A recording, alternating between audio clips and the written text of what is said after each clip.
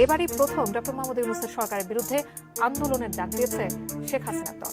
এমনকি 2 সপ্তাহের মধ্যে মাঠে নামারও ঘোষণা দিয়েছে।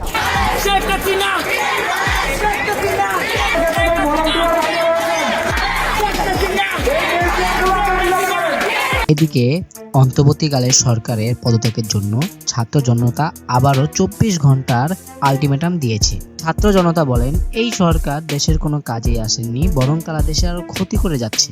সাবধান করছি, ভালো হয়ে যান, না হলে ন্যাংটা করে আপনাদেরকে এই বাংলার জনগণ বাংলার মাটি থেকে উঠা। দেশের সাধারণ ছাত্রদের দাবি, হাসনাত এবং সাজ্জিদ আলমরা তাদের স্বার্থ হাসিলের জন্যই এই আন্দোলনে ডাক দিয়েছেন। তাদের স্বার্থ হাসিলের শেষে তারা নিজেদের স্বার্থ বুঝে নিয়েছে। থেকে প্রায় 40 কোটি টাকার মতো উপদেষ্টারা খেয়েছে। হাসানাত সারজিদ এরা কিন্তু রক্তের সাথে বেমানি করছে। সারজিদ হাসানাত হচ্ছে এই আন্দোলনের একটা অংশ, তারা লড়াই সংগ্রাম করেছে, এই পর্যন্ত আমরা মেনে নেই।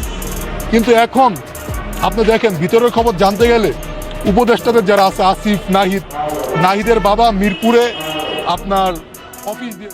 দেশের সাধারণ মানুষ থেকে রিকশা চালক পর্যন্ত প্রধানমন্ত্রী শেখ হাসিনাকে আবার দেশে ফিরিয়ে আনতে চাচ্ছে।